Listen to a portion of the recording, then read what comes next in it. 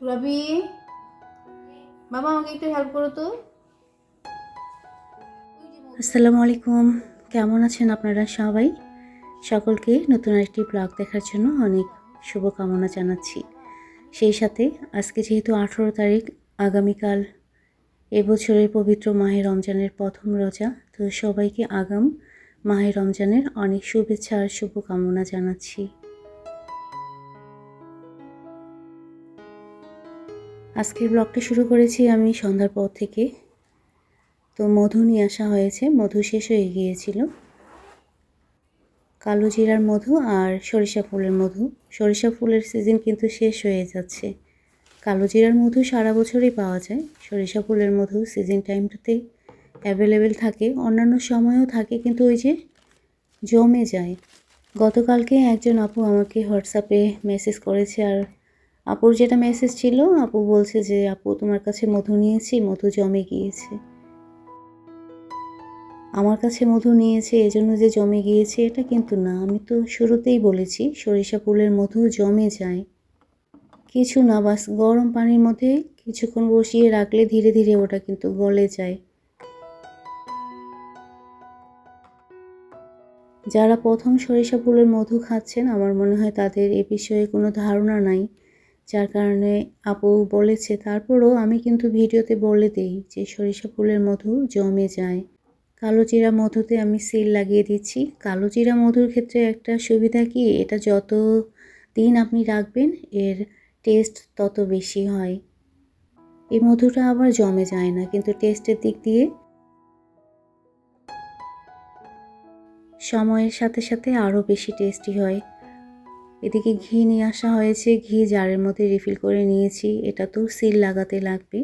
আসলে ওই যে গত ব্লকে বলেছিলাম যে শরীরটা একটু খারাপ, তো রাত্রেবেলা সাধারণত আমরা কাজ করে থাকি। যেদিন শরীর খারাপ হয়েছিল সেদিন রাত্রে আমি কোনো কাজ করতে পারিনি, যার কারণে একদিন আগে আমি পার্সেল দিয়ে দিতে পারতাম, একদিন লেট হয়ে গেল। আজকে আমি দিয়ে দিব ইনশাল্লাহ সবারই পার্সেল। মোটামুটি সব কিছু আমরা রেডি করে নিয়েছি। সেমাইয়ের শুধুমাত্র বক্সগুলো ভালো করে এখন টেপ দিয়ে সিল করে নিতে লাগবে। এদিকে ঝুরি ভাজার বক্সগুলোও রেডি করে নিয়েছি। কিছু কিছু বক্সের মধ্যে এখনও টেপ লাগানো হয়নি। ওইদিকে তুরাবিও আমাকে হেল্প করছে। ও আজকে কিন্তু হল থেকে এসেছে। সিল মেশিনটা একটু প্রবলেম হয়েছে।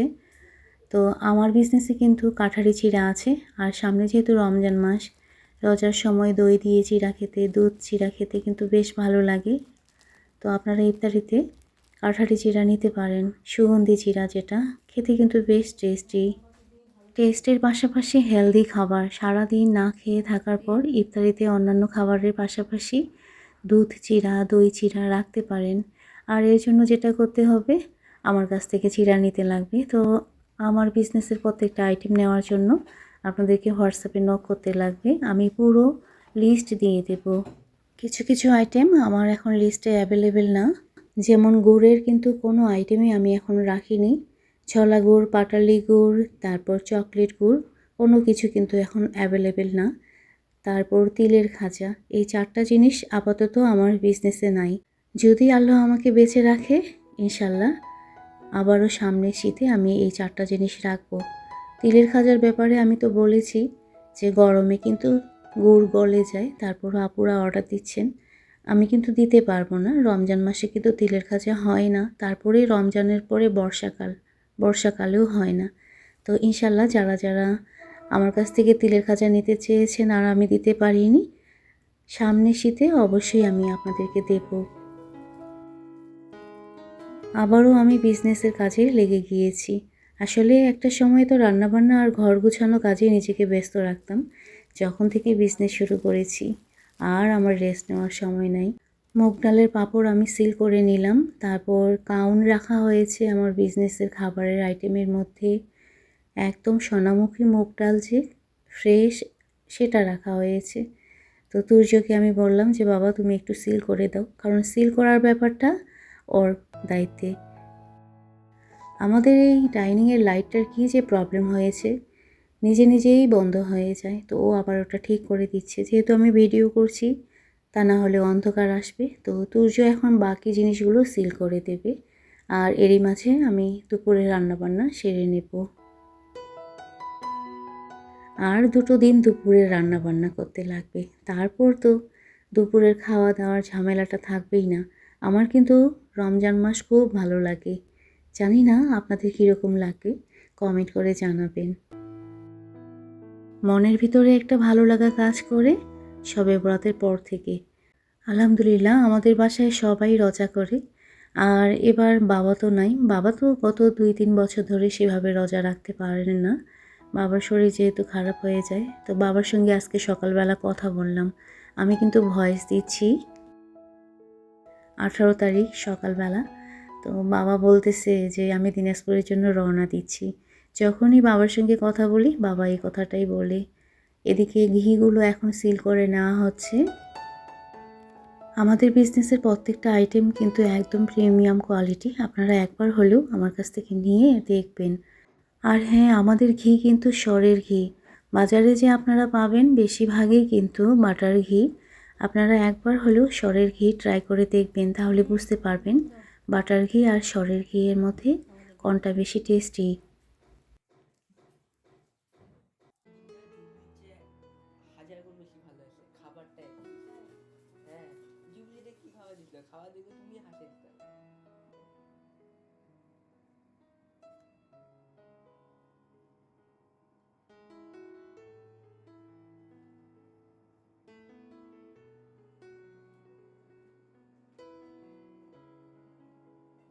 রান্নাঘরে চলে এসেছি আমি, দুপুরে রান্না রেডি করে নেব। এরই মাঝে তুর্যকে ডিম পোস্ট করে দিলাম, ওর খিদা পেয়েছে।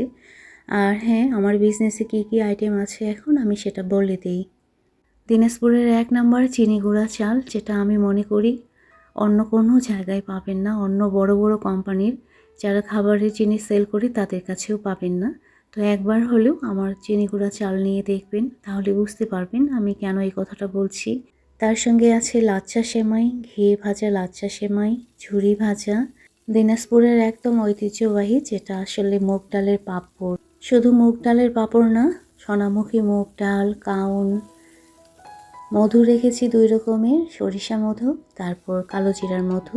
ইনশাল্লাহ লিচুর সিজন খুব তাড়াতাড়ি চলে আসছে, লিচু ফুলের মধু রাখবো। শুধু লিচু ফুলের মধু না, আমি তার সঙ্গে কিন্তু লিচুও আপনাদের খাওয়াবো। দিনাজপুরের লিচু যে কতটা সারা বাংলাদেশে ফেমাস, যারা লিচু পছন্দ করেন তারা কিন্তু জানেন।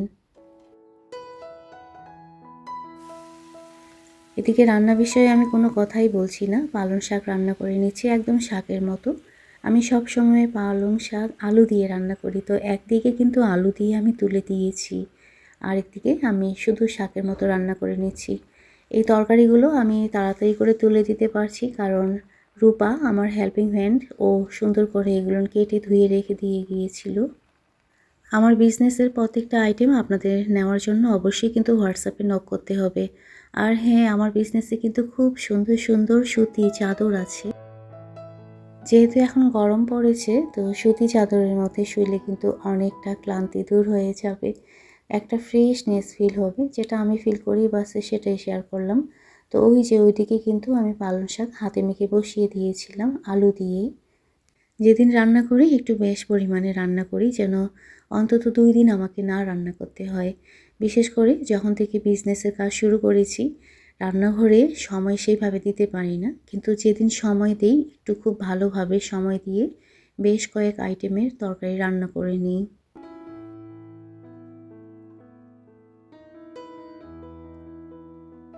সিম রান্না করে নিচ্ছি, এটাও হাতে মেখে বসিয়ে দিয়েছিলাম। আমার বিজনেসে ইনশাল্লাহ আগামীতে আমি আরও নতুন নতুন জিনিস রাখার চেষ্টা আমি চিন্তা করতেছি। শুধুমাত্র আপনাদের সাপোর্ট আর দোয়ার প্রয়োজন। তো আপনারা অবশ্যই আমাকে সাপোর্ট করবেন, তার সঙ্গে আমার জন্য দোয়া করবেন। আমি ইন্ডিয়া থেকে ভালোভাবে ফিরে আসতে পারলে ইনশাল্লাহ নতুন আইটেমগুলো আপনাদের কাছে শেয়ার করব। তো এই যে শাক রান্না হয়ে গিয়েছে, এইভাবে পালং শাক খেতে কিন্তু বেশ ভালো লাগে। কাঁচা কলার ভর্তা করে নিয়েছি, আর এখন একটা রেসিপি আমি শেয়ার করব। আসলে রেসিপি শেয়ার করার না, বাস আমি রান্না করছি কিভাবে আপনারা দেখতে থাকুন। তো আমার ছোট যা বড়ি এনেছিল, আমি ডিপ ফ্রিজে রেখে দিয়েছিলাম। তো আজকে ডিপ ফ্রিজ খুলতে গিয়ে চোখে পড়লো, তো মনে হলো যে একটু বড়ি রান্না করি।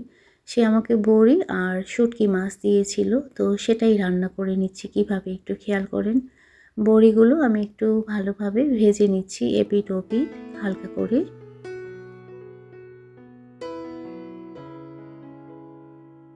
আমি যেহেতু বিজনেসে খাবারের আইটেম রেখেছি, 1জন কি 2জন আপু কিন্তু আমাকে বলেছিল যে আপু তুমি বড়ি এনে দিতে পারবে। আসলে আমি নিজে বাজার থেকে কখনো বড়ি নিয়ে আসিনি, তো ভালো মানের বড়ি কিভাবে চিনবো, যার কারণে এটা রাখার সেভাবে সাহস পাচ্ছি না। কিন্তু ইনশাল্লাহ নেক্সট টাইমে আমি এটার বিষয়ে একটু চিন্তা ভাবনা করব। শুধু বড়ি না, অনেকে কিন্তু আমার কাছে আরেকটা কি জানি বলে ওটাকে, শীতল শীতল চেয়েছে। হ্যাঁ, তো ওটাও আমি মাথায় রেখেছি, ভালো মানের পেলে আমি অবশ্যই এই দুটো আইটেম বিজনেসে রাখবো।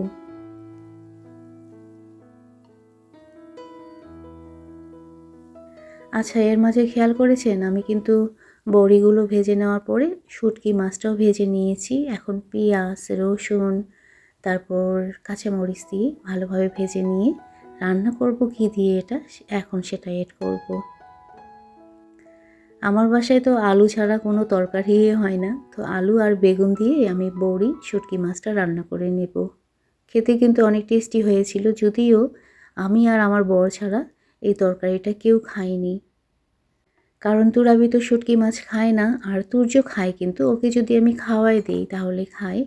তো রান্না আমার মোটামুটি হয়ে গিয়েছে, বাস আমাকে মাছ রান্না করতে হবে।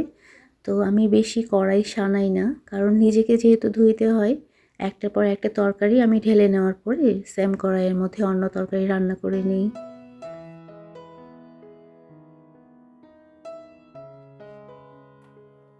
অনেকদিন পর আমি খুব ভালোভাবে রান্নাবান্নার ভিডিও শেয়ার করছি।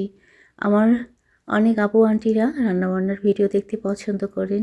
আসলে বিজনেসের কাজে এতটা নিজেকে বিজি করে নিয়েছি যে রান্না তো করি, সংসারের অন্যান্য কাজও কিন্তু করি, কিন্তু সেটা আর ভিডিওতে ক্যাপচার করা হয় না।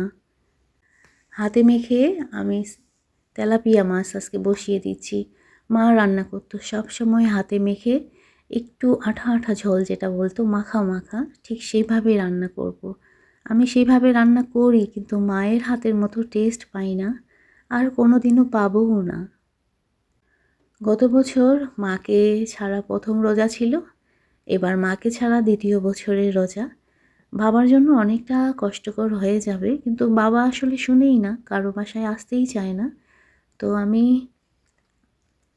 আজকে চিন্তা ভাবনা করেছি বাবার জন্য কিছু রান্নাবান্না করে নিয়ে যাব।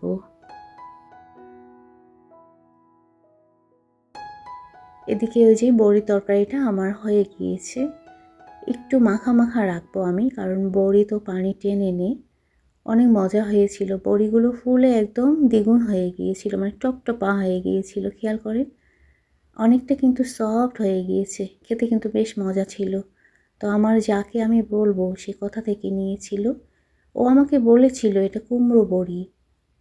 যখন থেকে বিজনেসের কাজ শুরু হয়েছে আমার বাড়ির অবস্থা দেখেছেন, সব সময় অগোছানো থাকে।